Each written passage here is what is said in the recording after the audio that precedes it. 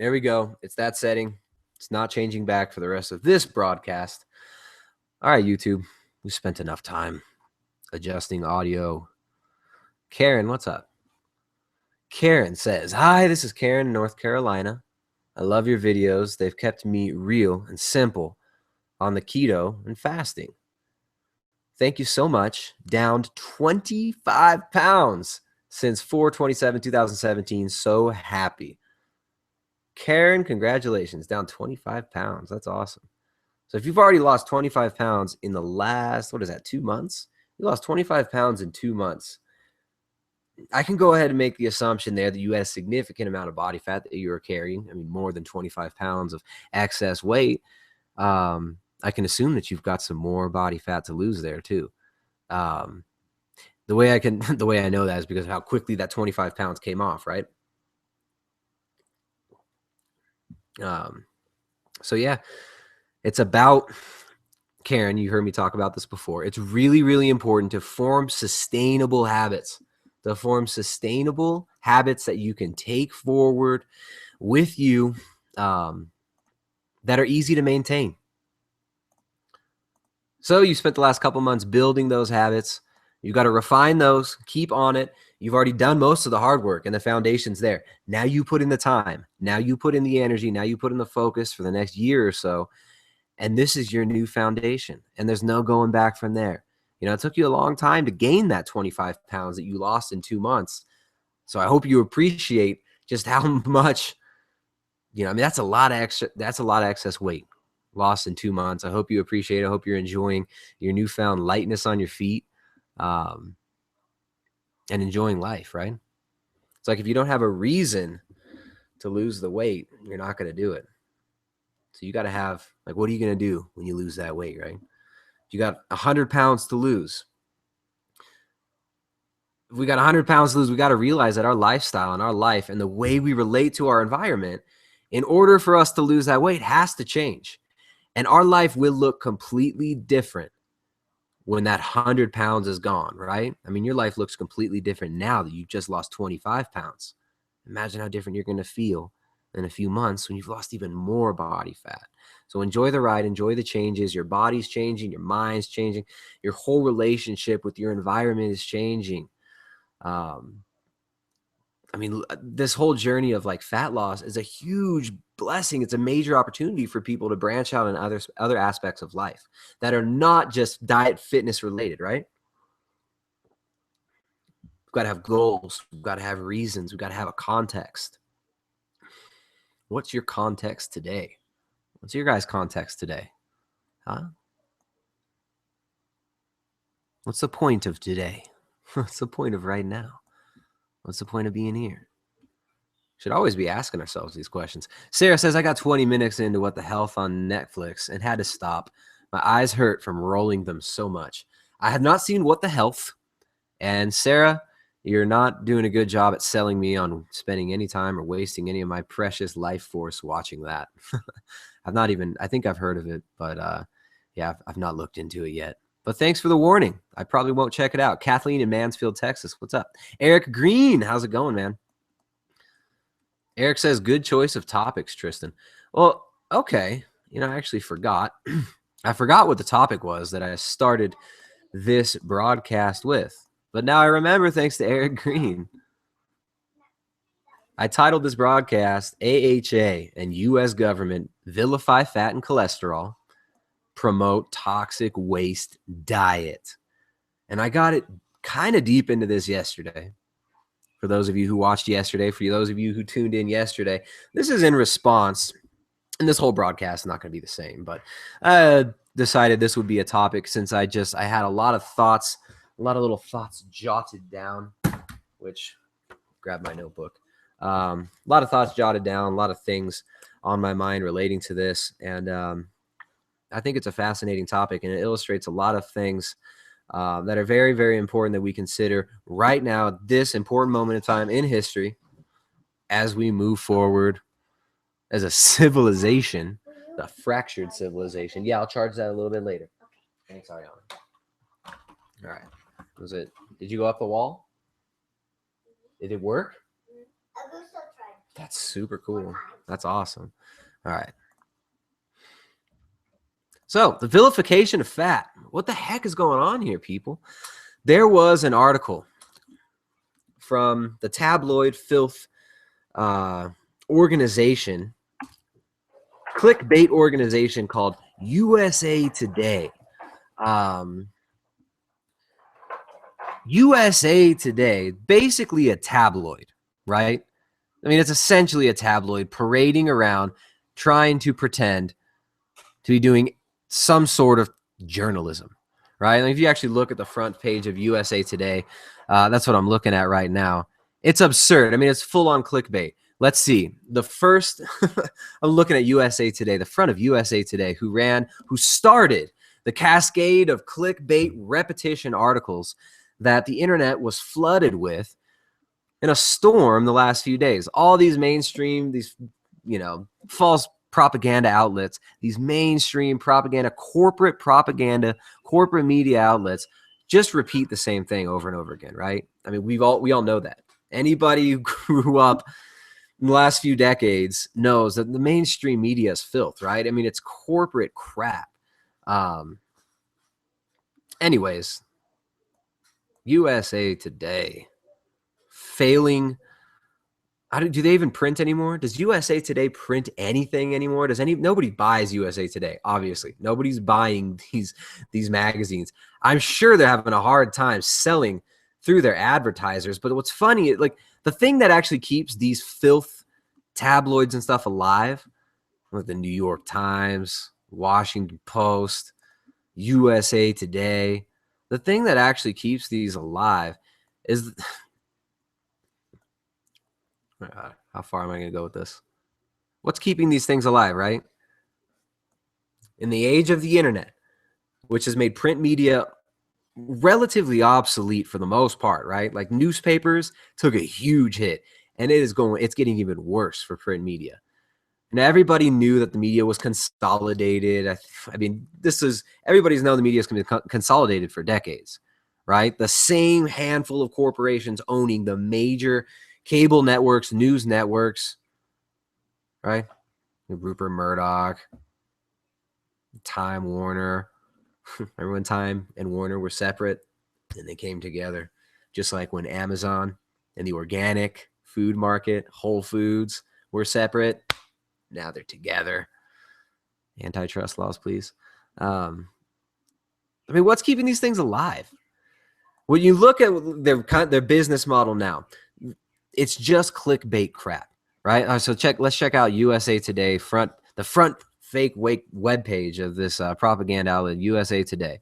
The first thing listed: Kim Kardashian's KKW beauty line sells out.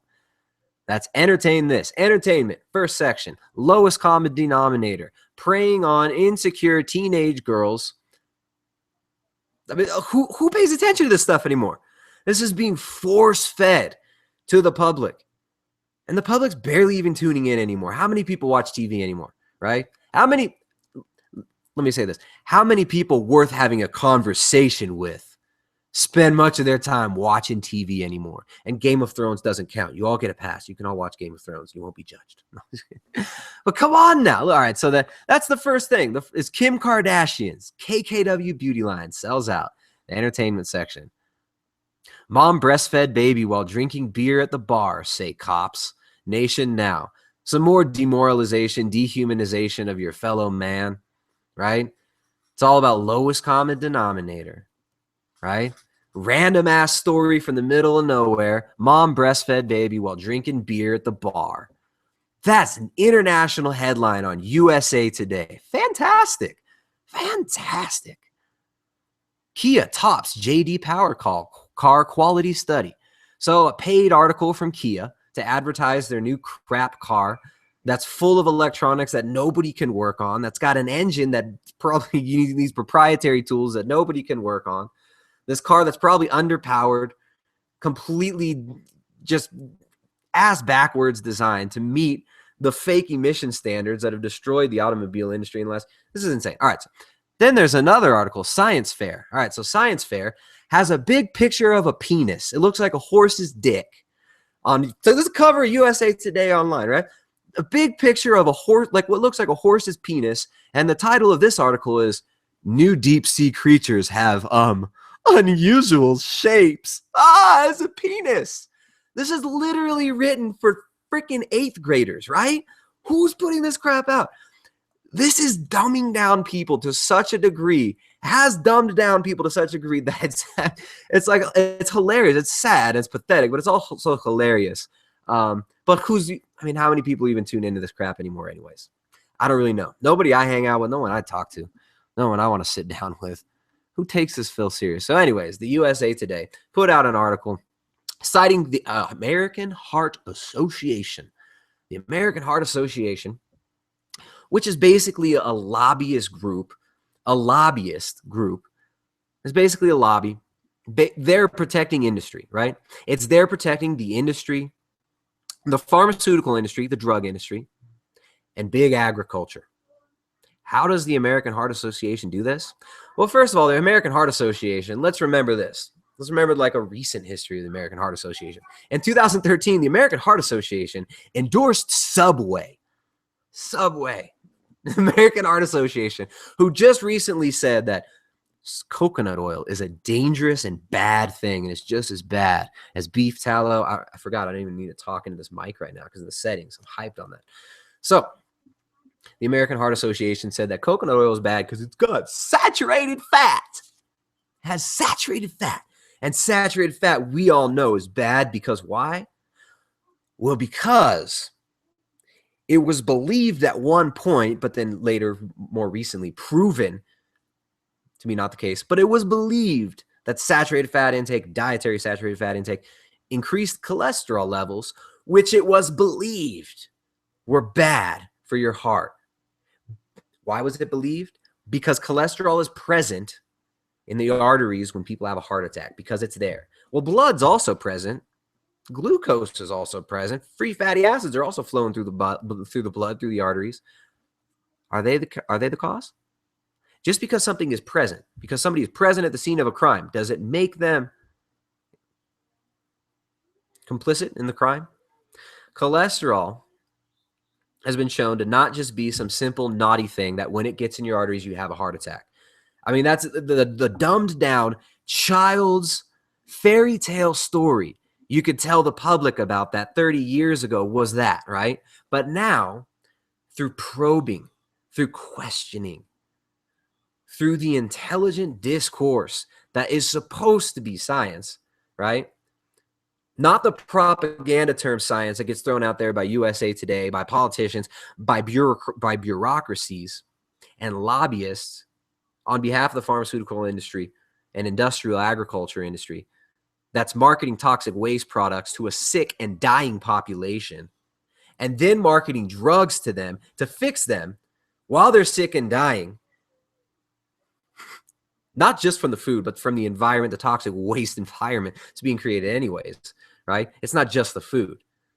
It's about a holistic approach, right? Health is a holistic thing.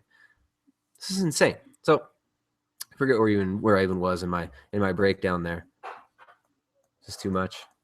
Just too much, guys.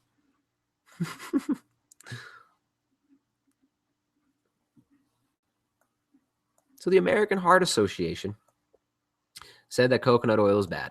Coconut oil is naughty.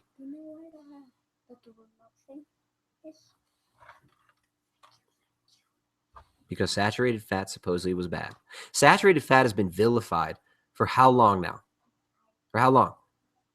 For how many decades has saturated fat been vilified? And for how many decades have the disease rates been increasing? The consumption of polyunsaturated fatty acid oils, industrial waste product from corn manufacturing, right? That's the big one. It's the corn oil. Hey, you got to get off that saturated fat. That stuff sucks because it's got cholesterol, which is needed to create sex steroid hormones, which is needed to create vitamin D. Saturated fats are needed to create the cell membranes. They're needed for many different things.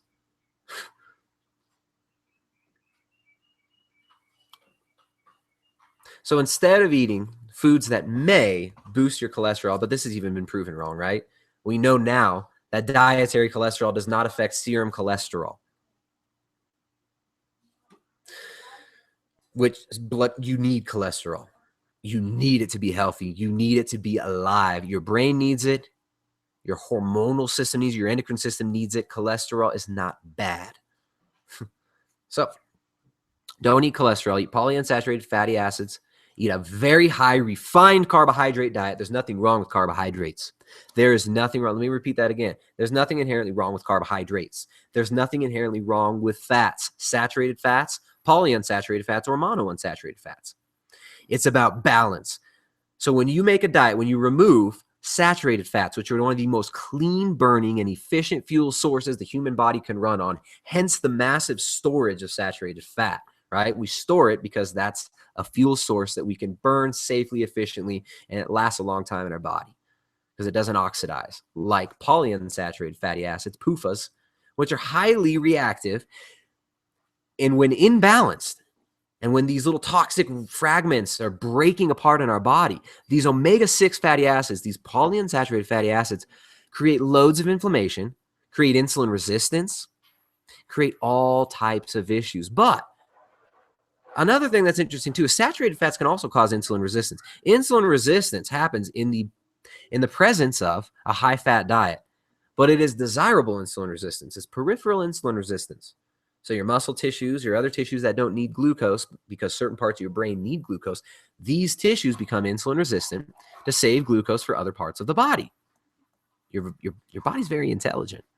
That's why it stores saturated fat as a fuel source to use when you don't have glucose, when you don't have other fuel sources.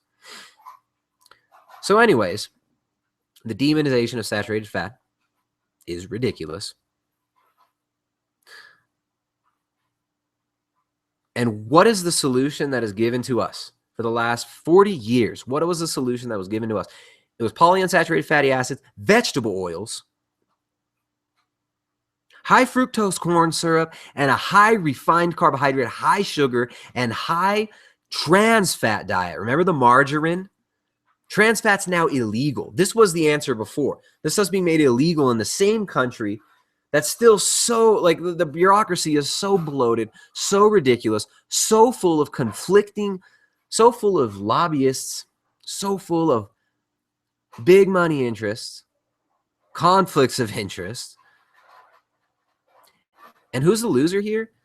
The real loser here is the United States citizens that are dealing with the repercussions of this. The real losers here is the world population whose health is deteriorating in the presence of a high polyunsaturated fatty acid diet, high omega-6 fatty acid diet, right? Because DHA and EPA are also polyunsaturated fatty acids, but those ones are demonized now because you're supposed to be afraid of fish. Don't eat fish. It might have some mercury, right? Fish might have some toxic mercury, even though there's selenium and iodine packaged in there with the fish that bind to and help you bring out heavy metals from the body. We're supposed to fear fish. In Japan, they've done studies on children who have a high fish intake, and even the ones who had elevated mercury levels had much higher IQs and cognitive functions than the ones that didn't have high DHA levels and high DHA intake. What does that show you? So you're being dumbed down by the diet we're eating. This diet is literally making us sicker, stupider, and of course more complicit, but also highly profitable. Because you know what's really profitable? Sick, dumb people. If we're sick and dumb, we're highly profitable, we're highly manipulable, and we can be thrown in any direction at the flip of a switch through some Twilight languages, twinkle some Twilight language in there, right? Through auditory cues, visual cues, we could just be triggered in any kind of state, and people have no idea, have no control over their own consciousness, over their own actions. When we're dumb, when we're not taking responsibility for ourselves, when we're toxic, inflamed, and our brains aren't working right. Don't eat the fish because it's got mercury, right? But your kids better get injected with a hepatitis B vaccine that's packed full of mercury. Your kids better get that Hep B vaccine right away. Right away. The day they're born. Inject mercury into them the day they're born, but don't eat fish later in life. Eat those PUFAs. The other PUFA, the omega-6 fatty acids from corn. All right, so now let's look at corn production. You know how much corn is produced in the United States? It's subsidized by the government. It is subsidized. Excess corn is bought by your tax dollar money buys corn and pays for the subsidization of this crop. And the entire seed supply of this crop is monopolized by one corporation, Monsanto. And you know who just bought Monsanto? For $66 billion. You know who just bought Monsanto? Bayer Pharmaceutical, formerly IG Farben. IG Farben was forced to become Bayer Pharmaceutical after the Nuremberg trials. Those of you who've studied history, IG Farben was a German company, produced Zyklon B during World War II and pre-World War II. The former Pope was actually a salesman for IG Farben, Ratzinger. So interesting, right? So now Bayer, formerly IG Farben, Bayer bought Monsanto. What? Monsanto has completely consolidated the market in the seed industry in the United States, cornered this huge market of the petrochemical industry using glyphosate, selling neonicotinoid, toxic neonicotinoid, what do you call them? Pesticides, right?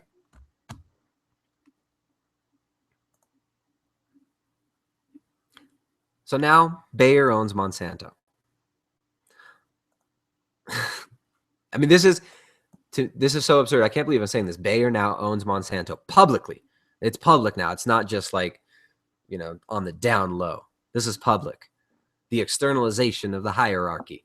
It's public. What is going on here? So now the pharmaceutical company Bayer, massively making loads of money off of statins, antidepressants, one of the biggest advertisers for companies like USA Today, New York Times, Washington Post, Fox News, CNN, corporate media, the consolidated corporate media. Most of the ad revenue is coming from pharmaceutical companies. It's the biggest ad revenue. So the food supply is making us sick. We're eating toxic glyphosate-drenched foods. And the glyphosate is destroying the topsoil, making super weeds, right? So you spray everything, nothing will grow except the corn. Fantastic. We're going to solve world hunger. Well, first of all, the yields are not impressive. And actually, properly done organic farming yields better than this industrial agriculture crap using monocropping techniques that destroy the topsoil, bind up manganese, bind up magnesium, bind up important minerals through the use of glyphosate, which is an antibiotic. It's patented as an antibiotic, known carcinogen, toxic, cancerous causing product. Populations around areas where heavy pesticide use goes down have massive increases in autism. Massive. This is dehumanizing. This is not acceptable. This is not acceptable. And I don't accept this. All right? I accept the reality of what's going on. I don't accept the furthering of this nonsense rhetoric, demonizing healthy foods, promoting unhealthy foods, and the circular money loop and power loop that happens when this goes down. How absurd is this? So Monsanto poisons the topsoil, consolidates the entire food industry, owns the market in the US, banned in many other countries worldwide because of its toxic business practices and environmental practices. Banned in many other countries. Worshipped in the United States. Barely even spoken, not even spoken about in the media. Like it's a joke, right? Like, it's like a joke to oppose the toxic destruction of our microbiome, the soil microbiome, and of our seed supply, the genetic heritage of the foods we eat, which affect our genetic heritage, right? I haven't even talked about the genetic modification aspect of it, because that's the most subjectively objectionable part of this, right? Let's just talk about business practices. Toxic food being marketed, being almost force-fed to people, right? You look at the school lunch programs that are going on. Michelle Obama hanging out with Subway executives. The American Heart Association putting the stamp of approval on Subway, which is just as bad as McDonald's. So, consolidated food industry, monopolized seed supply, destroying the genetic heritage of the world, robbing small farmers of their substance, of their living, destroying rural America, creating a new dust bowl full of glyphosate, and making people very, very sick. Documentable, provable. We know glyphosate is toxic. Making people sick. Polyunsaturated fatty acid laden diet, high fructose corn syrup, and there's nothing wrong with fructose. High fructose corn syrup is, however, an issue, in my opinion, from my research, right? Do your own research, question what I'm saying, take some of these little leads, research this for yourself. This is all out in the open. I'm not making any of this up. This is easily documentable. And then, after Monsanto gets legal protection, the Monsanto Protection Act signed by Obama previously. No, it's sitting here trying to anti-Obama, pro-Obama, pro-anti-Trump. Don't get this mixed up. This is not what it's about. This is about humanity. This is about the freedom to live in an environment where there is not protection granted to entities that are destroying that environment and making it a shittier place to live than it needs to be. Poisoning the population through the food supply, Monsanto gets to do. And then Bayer buys Monsanto. And Bayer is, of course, the one who gets to profit on the other side and market you drugs and market drugs to us for diseases that half of them don't even exist. You just make them up. Half of them don't even exist. But then a lot of them, the most profitable ones, are true. They're real, right? People are having heart attacks. People are dropping dead. People have diabetes. People are obese. People are inflamed. Neurodegenerative diseases are off the charts now. And Bayer on the back end gets the profit off of all that sickness. And now they get to publicly join hands and squat right over the top of everybody. And you know what? It's absurd. Do not allow this. We do not have to allow this. Every time you purchase food, every time you make the decision to buy from this producer or that producer, you're voting in one way or another for how the future of this economy is going to go. This is why we choose in our family to always purchase organic foods whenever necessary, right? This is what we're about. High quality food. We want to thrive. I want to be able to think straight. I want to be able to form cohesive thoughts and opinions when looking at the evidence like this. I want to be able to transmit what I feel, what I see and experience to you and help you to make an informed decision.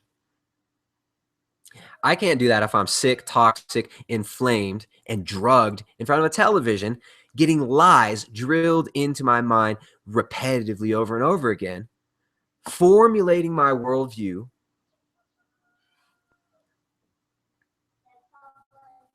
I can't do that if I submit to that, right?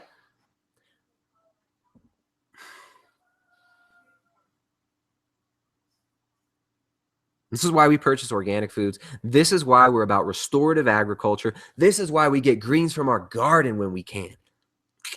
That's why we eat grass-fed beef. This is why we support foods like coconut oil, which is not consolidated.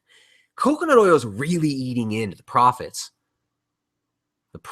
of the false prophets of Monsanto, Bayer, formerly IG Farben, and all of this nonsense, right? The coconut oil industry is not consolidated. There are hundreds of thousands of people with small companies who purchase bulk coconut oil from places like India, South America, Indonesia. I dropped my lid for my pen. And it's a nice pen. I'm going to find it. Where's my lid? Hey, Ariana. All right, whatever. Pen's going to dry up. It's bound to dry up anyways. Anybody else like these types of pens? Micron. Oh, they're so nice. So thick. So anyways, you're voting with your dollars. Yes, Ariana. I have a mission for you. Okay. Here comes Ariana. What's up, girl? Hey. Ariana, what's your shirt say? I don't know. You don't know? Okay. It says I'm over it. I'm over it. I'm over this Monsanto crap. I'm over this IG Farm and Monsanto crap. All right, Ariana, I would like you to please find the lid for this pan. It's somewhere on the ground. I dropped it. That's your mission. If you choose to accept. And if you find it, I'll charge your car for later. All right. So, coconut oil. There are thousands of small companies marketing coconut oil with very little money, right? And you don't even need to market it because the stuff markets itself. It's delicious. It's super good for you. It's antifungal. It's a very, very, it's an amazing food and it's affordable. But unfortunately, it's cutting into the profits of the false prophets that fund people like the AHA and this other insane crap. All right, she can't find it. It's okay. We'll still charge your car. Thank you for looking. Steve Wong says, how can we protect the coconut industry from falling into the wrong hands? From falling into the wrong hands, right? Purchase from small companies. Purchase from companies that you trust. Don't buy Whole Foods brands now. Don't shop at Whole Foods at all now. Amazon has purchased Whole Foods. Purchase from small producers. Purchase foods from small family farms. Purchase foods as locally as you can. And know where your stuff's coming from, right? That's how we protect these industries. That's how we grow these industries. Independent producers produce better food, more nutrient-dense food. And through doing this, through networking within your communities, through buying local foods from local organic producers, not only are you remedying the soil, not only are you likely sponsoring people who are using restorative agriculture and who are helping the topsoil from the damage that's been done by Bayer and Monsanto over the years, and Dow Pharmaceutical, Dow Chemical Company.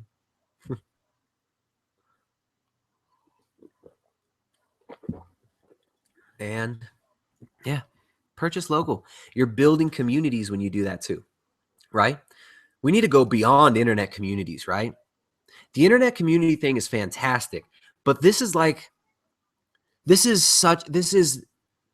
the most important thing is your real in-person community. Not the most important thing, right? The most important thing. But more important than internet communities and being able to talk to people like me, than networking with us. I get to network with all these people who have similar views or different views. But internet communities are becoming huge, right? At the expense of our local communities sometimes. Getting involved in our local community, go to the farmer's market, right? This builds on the environment that you live in. It fills it with meaning. When you buy something from somebody, you look them in the eyes and you're like, damn, that kale looks good. Or those carrots are amazing. I mean, those look so good. They're so small. They're smaller than the ones I buy at the store, but you see all the little shapes in them and stuff. And wow, I've never seen carrots like this. You look them in the eye and they'll tell you all about it. They'll say, yeah, we've been building our soil for 5-10 years. I mean, it's fantastic. You get to build relationships with the people around you, meaningful relationships, nourishing relationships. And that's important. And that's the difference between things like community-supported agriculture, restorative agriculture, organic agriculture, farmers markets, and Whole Foods, and Amazon.com, and General Mills, and Kraft. You don't build communities buying Kraft singles cheese and putting it on your Subway sandwich with a heart-approved stamp from the American Heart Association. You don't build communities with that. But when you go to your local farmer's market and you buy raw, delicious, organic, grass-fed cheese from somebody who made it themselves, you get to look them in the eye, shake their hand, and say, this is delicious. Last week, the batch was even better than the week before. Can I come out and see your farm? I'd love to learn about what you're doing. You don't do that with Dow Chemical, with Bayer Pharmaceutical. All right.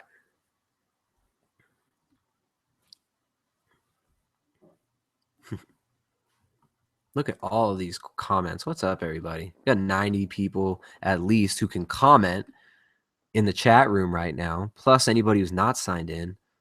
What's up, everybody? Look at all this. You guys are all talking amongst yourselves. Are you guys even listening to my rant? Bayer and the Bayer Monsanto merger should be top. People should be talking about this more. I want you guys to look more into the history of Bayer and the history of Monsanto and look at what's going on with the recent acquisition of Monsanto by Bayer Pharmaceutical. Make your own opinion. Do you think this is good for the future health of humanity, for our children? Do you think this is a good idea? I obviously don't. All right. All right. Look at all these comments. What's up, everybody? Sarah, Stu Brew, Adobe Gaines, Fabio. What's up, man? Hello, everybody. Smitty says there's been whole civilizations that have had coconuts as their main food of choice and have had zero heart disease. Yep. What about the French, right? Loads of saturated fat, super low heart disease. They call it the French paradox. That's not a paradox.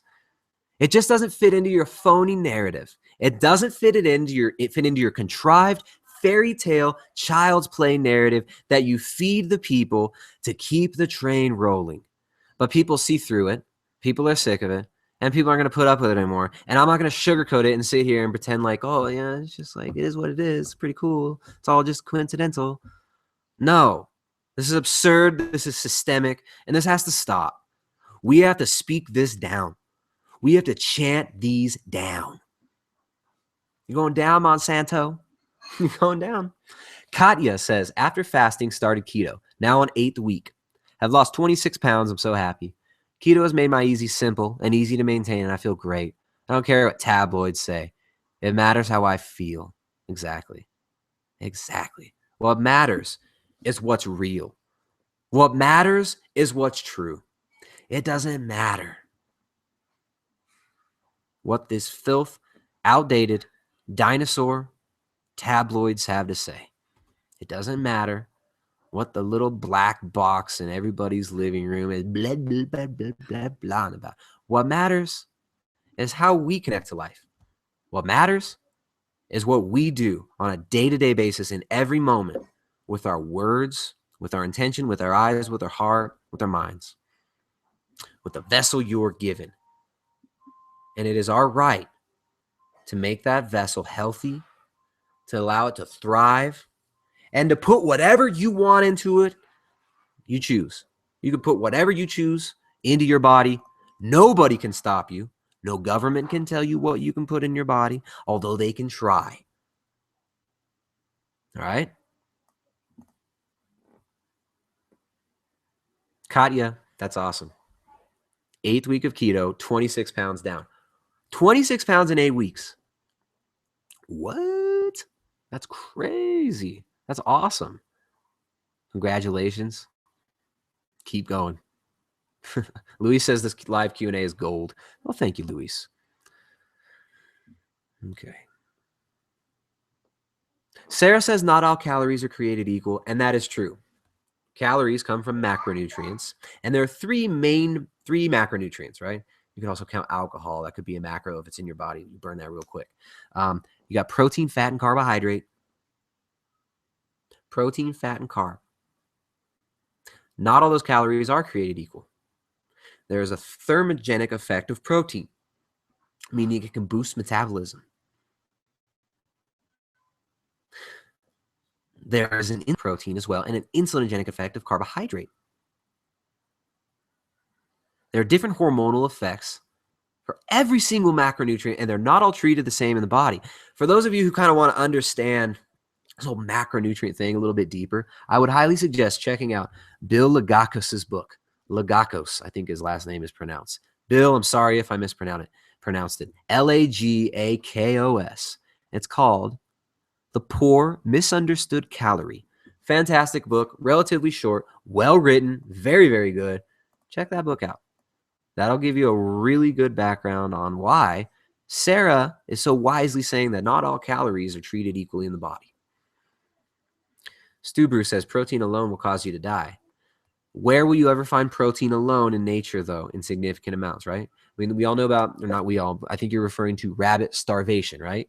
Like people who just eat super lean stuff, lean protein for a long time, they can starve. But that's because they're missing micronutrients, loads of important minerals, and because it's like an unnaturally low amount of fat, right? Most protein sources come coupled with fat in nature. So in nature, for finding food from nature, you usually don't have to add that much fat to your protein sources, right? Fabian says the body converts protein into glucose when it needs to. And I thank you for that comment, Fabian. You've been paying attention. Good work. All right. It's cool. The weather here is different today. It's kind of chilly, and I'm bundled up here, but I'm like tingly. My body's kind of like it's all energized and tingly in this cool way that I don't know. Maybe it's the cold. Oh, you know what I did? This was 6 hours ago, but I did drink coffee today 6 hours ago, but that was 6 hours ago. And I don't normally drink coffee, so I don't think I would be feeling it 6 hours later. And when I do drink coffee, I don't even feel it that much. Isn't that weird? And it almost seems to calm me down and like, I don't know, rather than like coffee makes me feel a little more dialed in. But Stu Brew, you're right. You can eat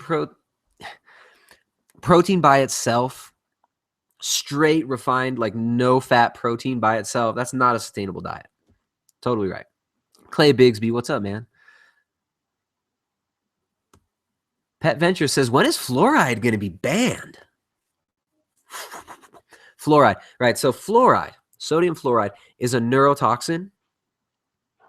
It's a dielectric blocker. It's an endocrine disruptor.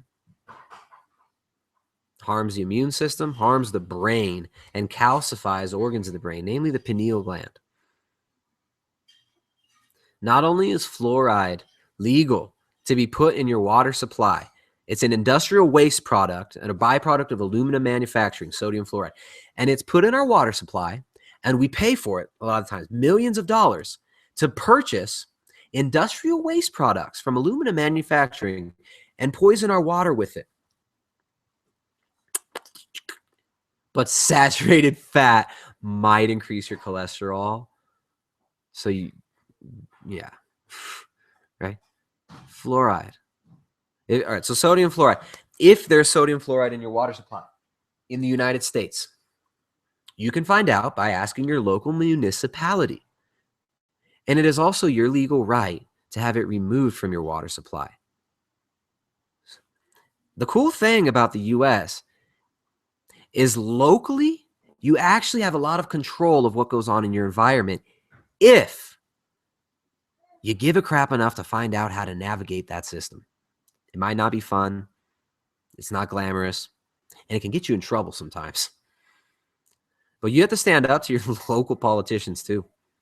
Fluoride in the water supply is a major issue. In Santa Cruz, where we lived before we came here, every single year or every few years, the fluoride lobby would pump millions of dollars in trying to propagandize Santa Cruz into putting fluoride in the water because it's good for your teeth.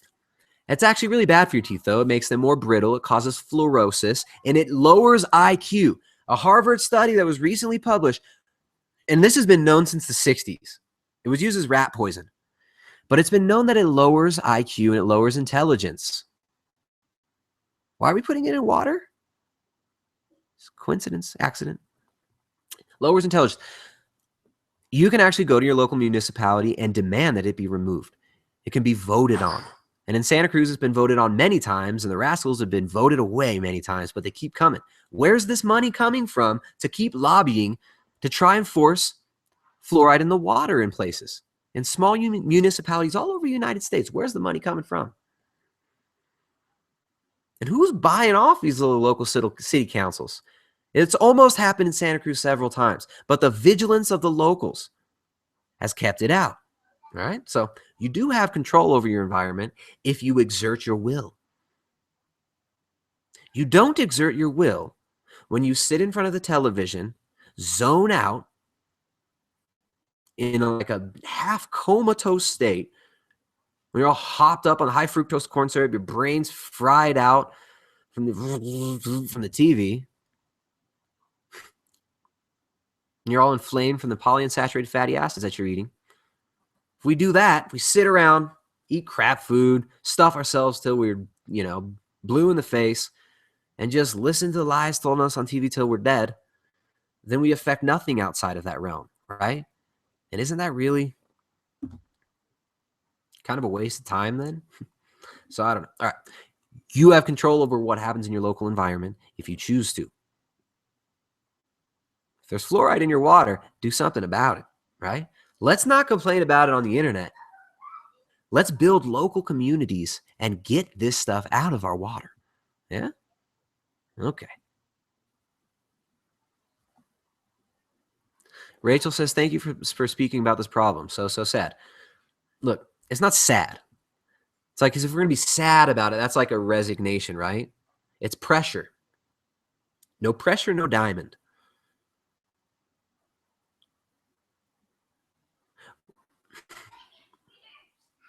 All right. Roy Chung says, dropping knowledge regarding mercury and selenium. Thanks. Absolutely. Selenium and iodine are crucial for health. Iodine was removed from salt several decades ago, too. Also, sodium was demonized as well, further exacerbating the issue. The dietary health problems that are exacerbated by these are manifold. It's ridiculous. Stafazda says, drugs and war, most profitable industries in the world. And they go hand in hand, don't they? And except there's a war on drugs. But who brings in the drugs? Who knows about Barry Seal? I think they made a movie about him to whitewash it. Who knows why? All right, whatever. Smitty says, we need more backyard farmers and backyard beekeepers and quit watching all the TV and fake news. Right? And it's not just news, guys. Come on now. Then people talk about like fake news now, which is cool. Like, I'm cool with it. Yeah, it's great. Like, it's all fake. Yeah. Fox News, CNN, MSNBC, all fake. There was a documentary made in like 1990 something called Spin by Brian Springer. Please look this documentary up. Anybody who's sitting here like, man, I don't know. This guy sounds like he's a little bit bitter at the media for some reason. The media has no reason to lie to us. I mean, they're pretty honest. Like, I've seen the video. Like, this stuff must be real. Look at Spin, documentary about the 92 election cycle by Brian Springer. He perfectly illustrates what goes on. And he did it all from raw footage from satellite feeds that the cable news networks were running unbeknownst to them. So he had this little box that was recording these live satellite feeds that were running on the air during the 92 election cycle. The feeds were running. So he actually got footage, which was beamed across the United States. Loads of this footage, consolidated it all, and ended up editing it together in an incredible documentary. And one of the scenes clearly shows them staging a shot pretending to be at the Gulf War in Iraq with like fake palm trees and fans for wind and fake gunfire. And the guy's got a helmet on, the CNN reporter. Totally staged, totally fake. What? There's also this funny footage of like, I mean, it's just fascinating. Larry King talking backstage, fascinating stuff. Telling Bill Clinton, hey, I'll introduce you to Ted Turner. He can serve you, if you know what I mean. We'll talk. He said, when you win this election, we can talk. He's a real good guy. I'll introduce you to him. Ted Turner. He can serve you, he says. And that Faustian bargain. Caught on tape. I mean, it's fascinating. Spin by Brian Springer. It's a fascinating documentary. I highly suggest everybody watch it. But yeah, you're right, man. We need more backyard farmers and people away from the television. And the problem's not just like, oh, it's like the fake stuff they tell you about the world, right? Which is crazy. The subliminal stuff that you're constantly bombarded with, right? The hypersexualization of everything. Everything's hyper violent, hypersexual. Even children now. It's what's going on here, guys? We need more people in their backyard growing veggies. We need more people remedying the soil. We need more people forming peaceful coalitions to remove toxic elements from our environment, like sodium fluoride being forced in our water to poison our children. Children. Right? It's a neurotoxin that lowers IQ. Get it out of the water supply. Ban it from the water supply. In Latin America, they put it in the salt. Why? All right. Jessica says, yep, and so many people are already sick too sick to see this. Not only are they poisoning us and cramming poisons down our throats for diseases caused by glyphosate. I thought there was an end to that sentence. Seems she got cut off there. David says, so many people doing keto and improving their lives physically, mentally, feeling so much better. That damn coconut oil is the devil, though. It's crazy, right? It's insane. The coconut oil is really naughty. But fluoride's not an issue. That's not an issue, right? That's all good. Glyphosate's not an issue, right? It's all good. Who's been running the EPA? Who's been running the USDA? Who's been running the FDA? There are conflicts of interest going on here. Potential conflicts of interest? Methinks, me knows, me hopes you do some more research into this, right? Look at it, look at it through a fresh set of eyes. Consider the evidence. Question what I'm saying. Question what others are saying. Look up what I'm saying. Okay? Do some research for yourself. All right. Dennis Daniels says, preach, but invest in biotech. Might as well become wealthy off of ignorant Americans.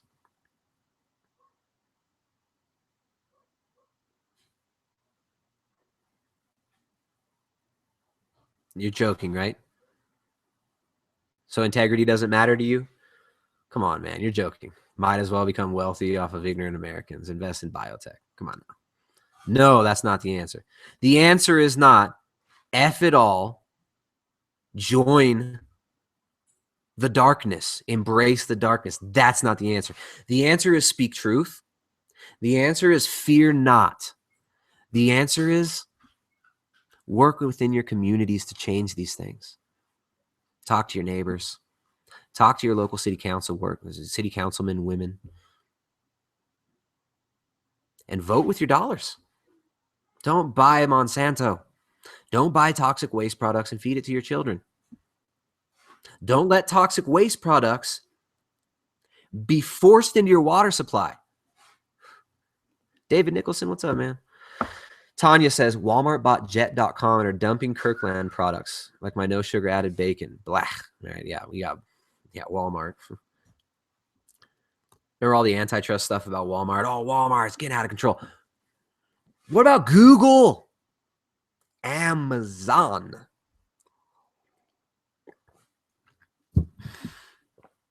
I don't know. Walmart.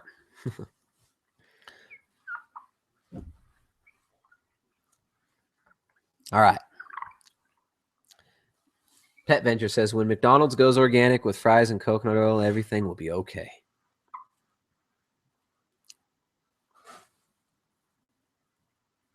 Wish it were so simple, my friend.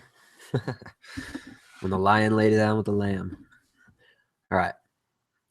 Clay says, LOL. Check out the American Diabetes Association website where they openly endorse 200-gram carb meals and sugar to diabetics. 200 grams of carb per meal, not just like per day. 200 grams of carbs per day is enough to fuel many athletes. 200 grams per meal is absurd. And I don't think carbs are bad. I don't think fructose is bad, but high fructose corn syrup obviously has issues, right? We have to look at these things. You have to research. Don't fall into the demonization of glucose thing either. It's not so simple. It's not so simple. Fructose actually helps your body to hold on to many important minerals like magnesium, manganese. Fructose can be good in context. It's all about context. Of course, slamming high fructose corn syrup will result in negative changes to your health and body. Just like guzzling cups full of butter or coconut oil every day would have negative consequences as well. Anything in excess is not good, right? Okay. Andrea says, what's your opinion on prolonged fasting? Can be very useful, used with caution, refeed intelligently. Emilier says, okay, we're all coming to Ecuador. We can start a commune. No way.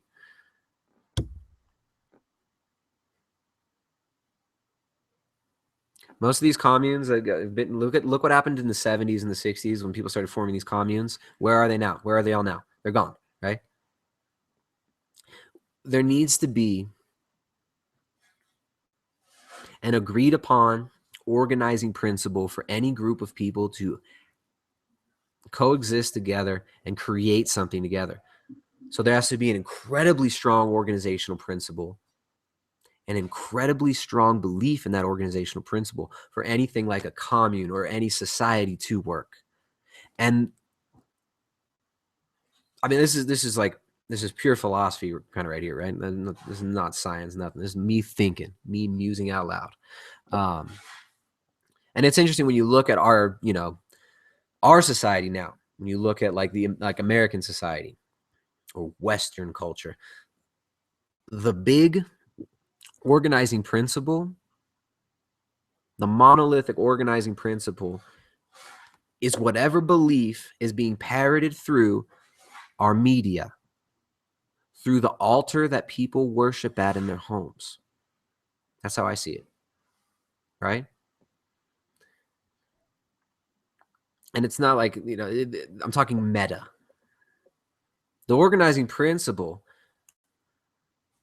that will mobilize people to wars, to economic activity in the United States is media-driven, has been media-driven historically. But that media has been threatened now through the internet. But that's why you see, I don't know, Emilier, we can't all just like go to Ecuador and start a commune, right? We live in Ecuador here. Ecuador ain't perfect. Monsanto's got its claws in here too. There's no perfect place in the world, right? We have to create something new. We have to do it gently too, because to create something new, it usually entails having to break down some old structure. But we can do it gently and more humanely without having to have the whole thing collapse on us through measured action, through intention, and through forming local communities wherever we are. And for some people, that might mean moving somewhere else where there's more like-minded people. But that doesn't mean you have to do that. And also, just moving to a place like Ecuador doesn't solve any of those problems. There are loads of people we know who've come through Ecuador, bright, starry-eyed, going to change the world, start a community. But it is so hard for these people to organize anything with more than like one or two families, right? Very, very difficult. So the family kind of has to be this organizational nexus of power. And from there, we can branch out into smaller communities, right? So taking care of our families, raising conscious children, raising children who question us, who question everything, who know how to question, how to think, who aren't told what to think, right? And building real relationships, honest relationships, not fake relationships with the people within our families and then within our media communities. And then that spreads, right? But we can't just do that commenting here on Facebook. I can't just do that blabbering and running my mouth to my invisible friends on YouTube right now. I have to do this every single day. I have to do this through the way I interact with the world, through the way I interact with my communities, immediate and extended. And yeah, I live in Ecuador. I love it here. For us, it's right. But I'll be the first one to say that for most people, what we do where we live is not going to be ideal. It's not going to be easy. But for us, we love it. We love the community we live in. That's why we live here. We love life. We want to spread life. I'm not here complaining to you. I'm not here to tell you, yeah, it all sucks and like the government's so mean. They like conspire and make us sick and stupid. So let's just comment online and say that the Illuminati or some amorphous unnamed group is doing everything and blame it on them. That's not what I'm doing here. I want to empower you. I want to empower me. I want to empower my family, my children, my immediate community. I want to empower all of us to make the decisions we need to make, to speak the truth that needs to be spoken, and to clean up the nest here and stop shitting where we eat. All right? You don't shit where you eat. Sarah says you can help our local keto community by purchasing the training manual from Primal Edge. Dude, Sarah, your check's in the mail. Sarah's shilling for me. I haven't even I get on here, I'll babble at you guys, I'll talk, I'll help, I'll answer questions as well as I can. And sometimes I forget that we got to stay afloat here too, and it's got to be worth it for us. We do run a website. We do run a family-based business. We work hard on it. And thank you, Sarah, for reminding me. If you like what you hear here, if you enjoy our content, check out primaledgehealth.com. And please check out the Ketogenic Edge Cookbook, a training manual for low-carb, ketogenic, and paleo cuisine. Training manual. It's not just a cookbook. It's not a list of recipes. This is a manual that is the intention is to equip you with the knowledge, experience, and tools you need to be successful long-term, to thrive on a diet with healthy fats and proteins and vegetables. And it's not just a keto book, although it's titled the Ketogenic Edge Cookbook, a training manual for low-carb, ketogenic, and paleo cuisine. It's not just for keto too. That's cool. I mean, most of the recipes, all of the recipes, in fact, are fat loss friendly macros, meaning it's not like 200 grams of fat per serving, or like the American Heart Association recommends 200 grams of carb per serving, which is absurd, man. How much sugar is that? It's like half a pound of sugar. What? None of these recipes are using refined ingredients. They're all 100% whole food ingredients that you can find in your local environment, that you can get where you're at. None of the recipes are going to take you 4 hours to make. Most of them are relatively simple. And the idea of this book was to give you a solid foundation to where you can move forward and be a master chef in your kitchen, just like Jessica is in ours. That's the intention there. So check that out. The Ketogenic Edge Cookbook. You can find that at primaledgehealth.com. If you enjoy this channel, if you want to support our work, if you want to vote this up, not only like liking and sharing and do all that crap that I'm supposed to say that I always forget to or don't care to say, like it, share it with your friends, do stuff like that, share it on the social media sites, all that stuff. But also, check out primaledgehealth.com and get the cookbook. You're not going to find anything else out there for that level of value. You're not going to find anywhere else. The level of input there is insane. We can teach you how to adapt the recipes to be family friendly for people in the family that aren't even eating keto, right? We all need healthy fats and protein and vegetables. It's awesome. So check it out. Thank you, Sarah. Thank you for shilling for me there. Your check's in the mail. All right. Jessica says, I'm getting ready to head to our farmer's market to get our organic free-range eggs. That's awesome. We'll do an update on our chicken situation out here too. We've been getting plenty of eggs lately too. Organic, free-range. delicious eggs. You know how awesome it feels to get eggs from somebody that you know fed those chickens good food, right? Like the people we get it from, they feed them restaurant scraps. They feed them scraps from their organic gardens. You know, they've got huge organic gardens. The chickens are just fed 100% organic, free range. They're eating bugs, so they're higher levels of DHA. It's awesome. Katya says, in the EU, we have a rule on how curved a cucumber can be. If too curved, can't sell at the market. That's insane. That's insane. That's insanity. But this is what happens when we empower bureaucracies and politicians to take care of us locally. We cannot be relinquishing our power anymore. Power resides in the family, in the individual, right? Not even in the family. Freedom resides in the individual, not in society. And the family cultivates that. Build up. Build your family. Right? Some of your family are not even your blood family, right? Your immediate relations. That's crazy. David says it's also great to see the face of the people you're actually produce themselves. Exactly. It's an exchange of energy. And most of us we've been trained to accept a depersonalized, dehumanized economy that's vending machine style. And I don't want that. I don't live that. Right? I don't like vending machines. I like people. I like human beings who have passion, who have drives, who have goals, who feel pain, who have struggles, who try to be better and make their world better. I like interacting with them, not AI, not a digital playground of pornography and fake arguments and fake political posturing and divisiveness and baloney. I want real conversation, real relationship. Look somebody in the eye. It's like, wow, I see something different in there today. How are you feeling? What's going on? Or wow, look how bright your eyes are today. When's the last time you said that to someone?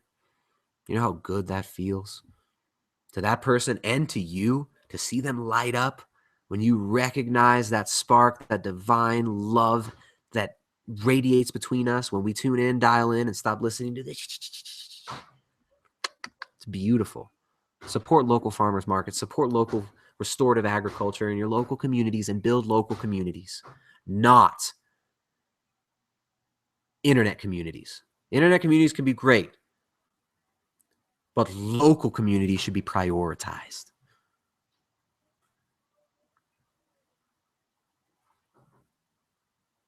Facebook's not going to change the world. You are. Facebook's not going to change your world or your community. You are. And you're not going to change it through Facebook.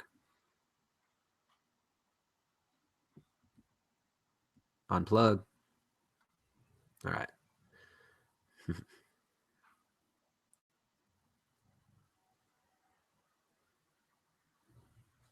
Thanks for the questions, everybody. Thanks for the comments, everybody. It's mostly comments here. Isabella says, I noticed that WF now carries as much produce labeled conventional as organic. WF meaning Whole Foods. Overpriced, thuggish business practices in some regards, but in many ways was decent company and was a company that I was happy when I would see a Whole Foods pop up. But unfortunately now it's been sold out to Amazon. Who knows what's going to happen now? We'll see. Consolidating it. Sold off to Amazon. And who owns Amazon? Who owns Amazon? Jeff Bezos. Where does a lot of Amazon's revenue come from as well? Where do a lot of their big data contracts come from? Look this up. You may be surprised.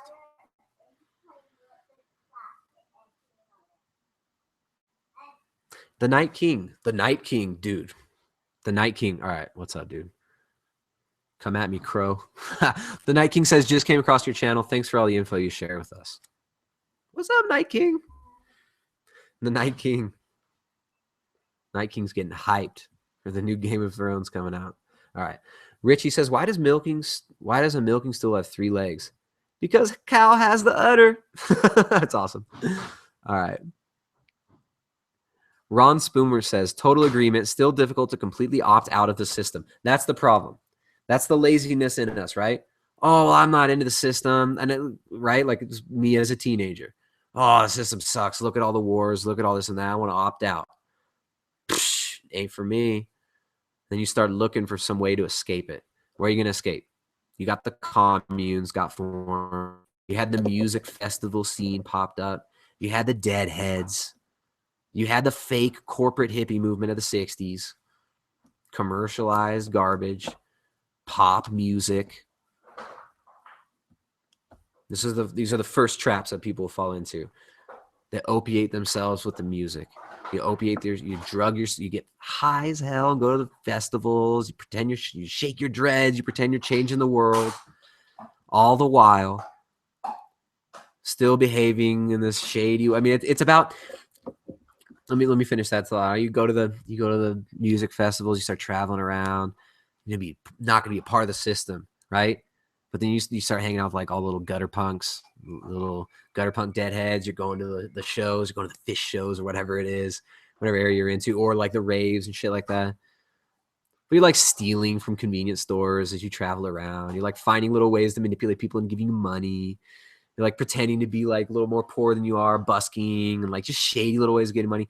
And then you're still behaving in the same shady way as the ones that you're criticizing, right? We have to change ourselves on the inside. We have to look inside first, right? I'm pointing all around, looking at Monsanto. I got you in my sights, Bayer, and I'm chanting you down. But at the same time, we always have to be vigilant of what's going on in our own hearts, in our own consciousness, in our own intention, in our own being, because that's where change happens.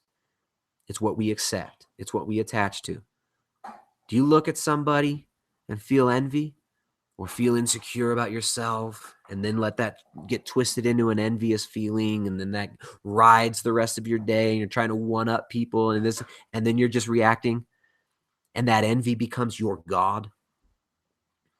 We have to take control of our own consciousness, of our own reactions first before we can intelligently and willfully change anything outside of us, right?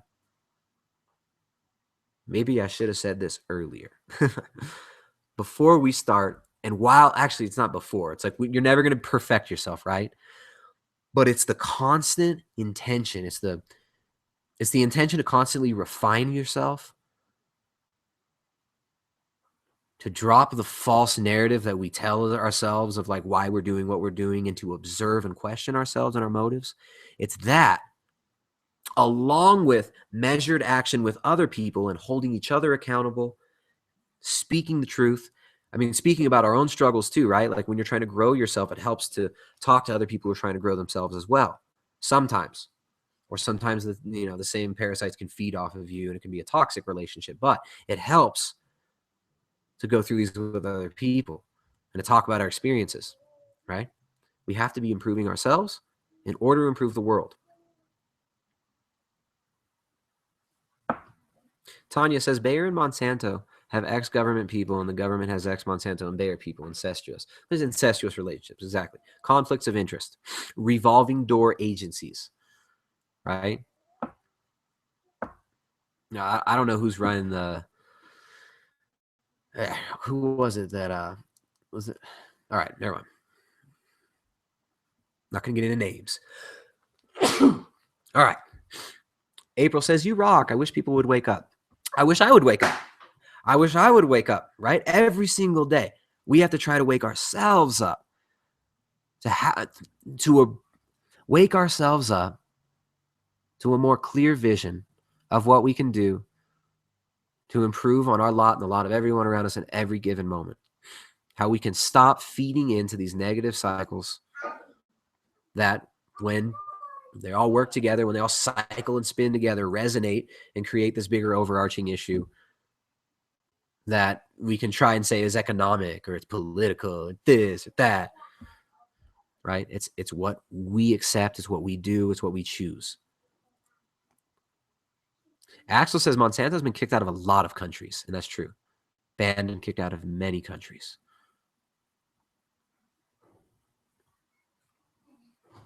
Okay. Been talking for how long now? I've been talking for way too long. It's been like over an hour. Any more questions, guys? I think I've kind of nailed this one a little bit into the ground. Is this too much? All right. Stu says protein poisoning, also referred to colloquially as rabbit starvation, is a rare form of acute malnutrition thought to be caused by a complete absence of fat in the diet. Well, what about, if you had carbohydrates, you wouldn't get rabbit starvation. If you ate the right cuts and the right sources of protein, you wouldn't get rabbit starvation because there would be fats in the diet, right, Stu? It's hard. Yes, I know rabbit starvation. I understand. You don't eat a bunch of protein without fat long term, but it's kind of like in nature and in most whole foods, unless you're just slamming protein powders and super lean cuts of meat, it's kind of hard to not get fat in with your protein. Bam FXKG says money never sleeps. The big pharma will do anything possible to control the population so that Bayer has Monsanto. I see a new virus/disease they'll create and make a vaccine for. Oh, I don't know. Thanks for the comment, Bam. I'm not going to expand on that at all. Thanks for commenting. Thanks for watching, man. Fabian, what's up, man? Thanks for watching. Keith, hello. Keith says, take us down the rabbit hole, man. I'm ready. It's as far as anybody needs to go right there, right? The rabbit hole ends at you. And all the little rabbit holes can be distractions too. But if we make choices on a moment-to-moment basis, on a day-to-day basis, to build life, to expand on what we want to see go into the future, and we continue voting with our dollars, every time you eat, every purchase you make, you are affecting the future profoundly, right? Those drops in the pond ripple all the way out. They ripple all the way out. Let's see. Pop out chat. Where's my chat window?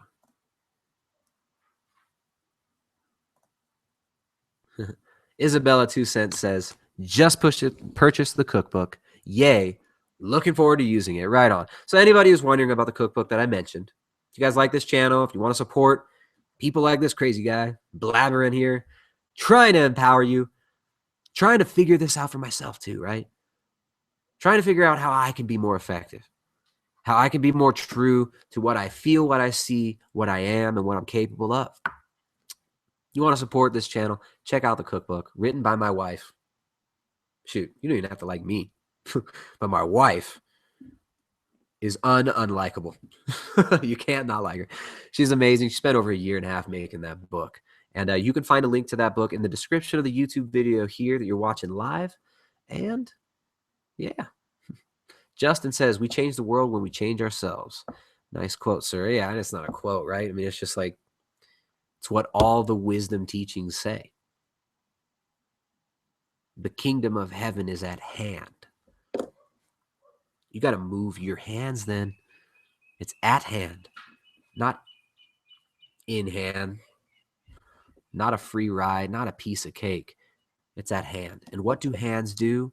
They make, they move, they change, they can heal, but they can also harm.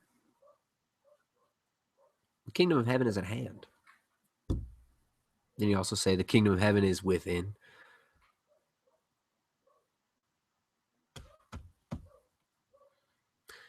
Justin says, I like when to wake up ourselves. I like when to wake ourselves up. Sorry, some typos there, but I know my effort is to stay awake. I can be awake for weeks and then bam, I fall asleep. And what do we mean by awake, right?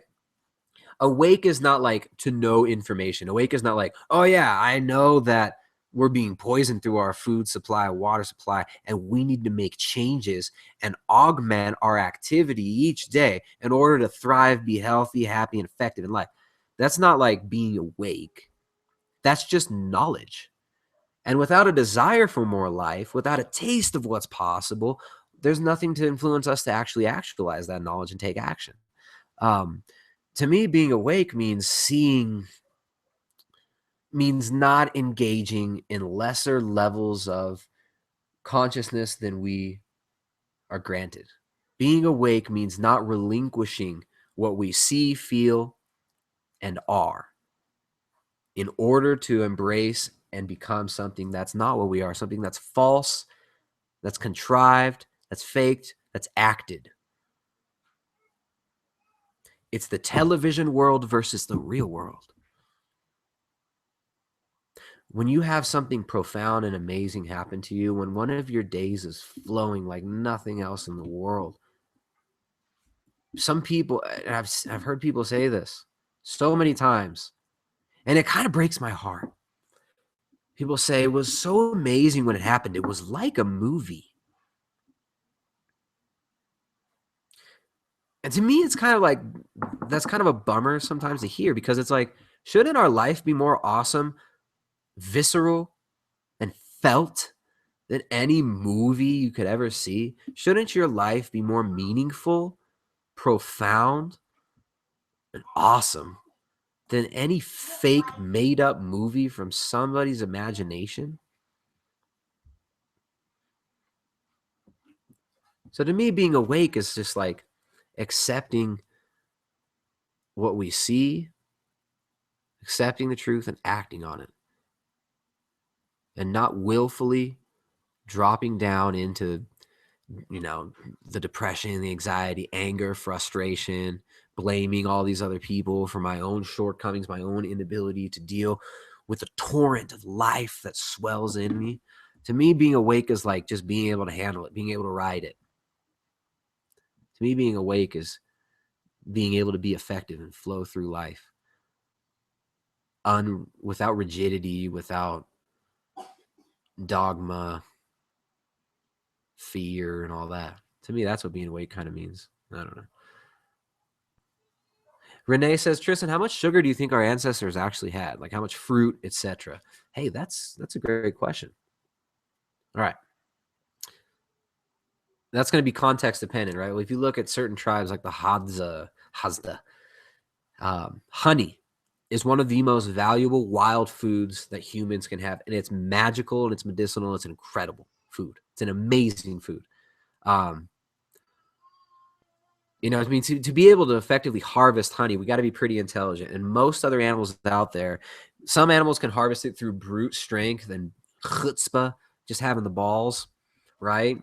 Some have like certain armor. Hey, we're these little soft things with sensitive ass skin, and those bees sting us and it hurts. So we had to figure out how to use smoke and fire and cloak our bodies and imitate other creatures. We had to figure this out to be able to get honey, right? We just have that ability to do it. We're designed to be able to do that. We're clever. Honey's amazing. So yeah, I mean, there's certain cultures like when they would find a stash of honey and harvest it right away, they're eating it. Like the whole village is down at the bottom of the tree, jaguar paws up in the tree, harvesting it, just tossing down chunks of it in buckets, pulling it down through pulleys from high up in the tree line. And the people are down below just munching that honey. Because when you get carbohydrates in nature, you gorge them, because most of them aren't really able to be. When you get carbohydrates in nature, they spoil, right? I mean, honey can keep. Honey's amazing. Honey's incredible because you can keep it for years, decades. Check this light out. How awesome is that flashlight? Show you guys later. Just got it today.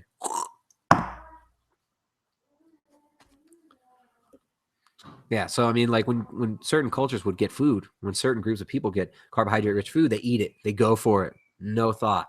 Because it's not going to be available for very long. It's not going to last very long. And we're triggered through hormonal mechanisms that are highly intelligent. Our body is perfectly in balance with its environment, whether it's diseased or not. And if the environment is diseased, of course, the body will balance that disease out by being in a diseased state too. But these people eat those carbs when they're available. The problem with kind of society now is we've got carbs available year round. You can walk up, you can go into 7-Eleven, you can finish drinking your corn, your beer that's made from corn. You can finish drinking your fermented beer that's made from corn. Your gut microbiome's feeling a little bit funky, a little bit of fluoride kind of fizzling out your brain a little bit from that. And then walk down to the convenience store, walk in there, buy a tub of Ben & Jerry's. That's what I used to do all the time. buy 2 tubs of Ben & Jerry's because they're like 2 for $7 or something, or they used to be. And then go home. You can eat those entire tubs of Ben & Jerry's, sit there in a half diabetic coma, and then you can do it all over again every day of the week, 5 times a day if you want, And then we get fat, we get inflamed, we get insulin resistant. In nature, there's no cookie dough flavored Ben & Jerry's, like just waiting in every tree for you to pick and eat, right?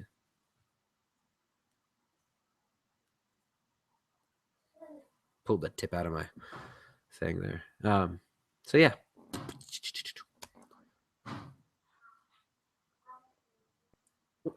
Isabella 2 cents says, scroll through the cookbook. Beautiful pictures. I can make my own baba ganoush. We grow eggplant. Ha ha ha. Nice. Eggplant's so cool. Look forward to trying all those recipes and reading the info. Isabella, thank you so much. Her name's Isabella 2 cents. Thanks for dropping your 2 cents in there. And yeah, it's awesome, right? The pictures. I mean, we took all those pictures here. I mean, we made all the recipes actually, refined them and made them right. All nutrient-dense whole foods. Kira Paul says, absolutely love the flatbread recipe. Definitely going to buy the recipe book. Right on. Benjamin says, can the broccoli muffins be preserved in the freezer? Yeah, for sure, man. For sure. Jessica, do you want to talk about freezing certain things, like freezing, like if you're going to make broccoli muffins and you were going to freeze them, do you want to kind of give the protocol on how you go about it? Or you want to tell me? I would just make the recipe and then freeze it instead of making the dough and freezing the dough and baking later. How do you freeze it? Plastic bag with the air sucked out? Yeah. Should be fine. You should probably be fine. Just plastic bag with air sucked out after it's already made. Don't freeze the what's it called though? The batter before you cook it. All right.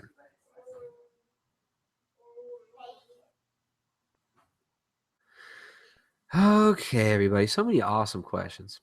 So many awesome comments. Okay. Emolier says, I've been meaning to ask, when you do eat carbs, do you feel weird? If I eat some seasonal fruits at one point, no, when you eat carbs, you don't feel weird. We're used to eating carbs, fats, proteins. When you get too extreme with anything and too attached to anything, you can placebo yourself into nonsense. When you're eating a ketogenic diet, though, you do become peripheral insulin resistant, meaning carbs aren't handled that well. A huge bolus of carbs aren't going to be handled that well.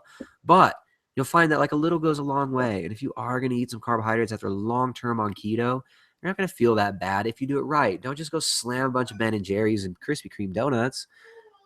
I mean, they sound delicious, right? But they're not going to make you feel good. I mean, having just a moderate amount of carbs, introducing them slowly, that's the best way to go. Don't shock the body too much. All right. Okay, everybody. Let's keep going on. Justin, what's up, man? I'm gonna go ahead and wrap this up. All right. Tanya, Isabella, Kat, hey everybody. Thanks for joining. Emily. Justin says, question: do you think that waking up people requires a specific effort? I live in a former British colony from which a lot of resources were just produced and extracted. And that's a broad general comment. Wake people up to what, right? What are you gonna wake people up to?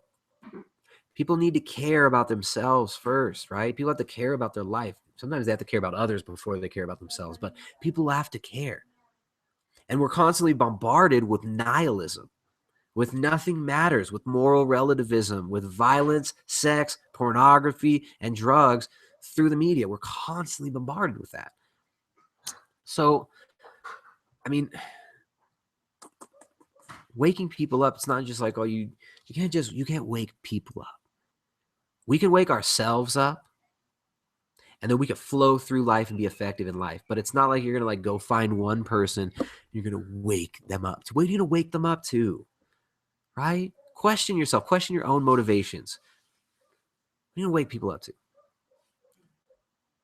People need to care about life. They need to value something beyond just nonsense, physical, sensory pleasures and the animal nature that we can embrace.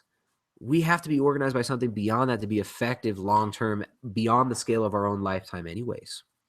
So we got to wake ourselves up, man. Don't wake other people up. Wake you up. I got to wake me up. I got to wake up every day and try to be a better father, a better husband, a better friend, better neighbor, better member of every community that I'm established within.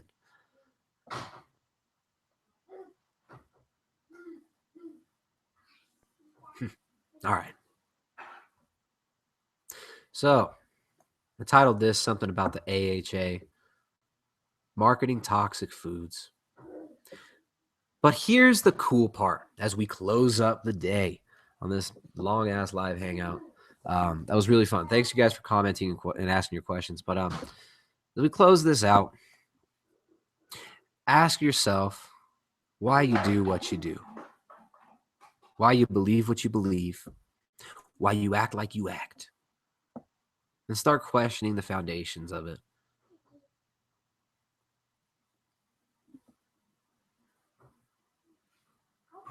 You can find more at primaledgehealth.com. See you guys next time.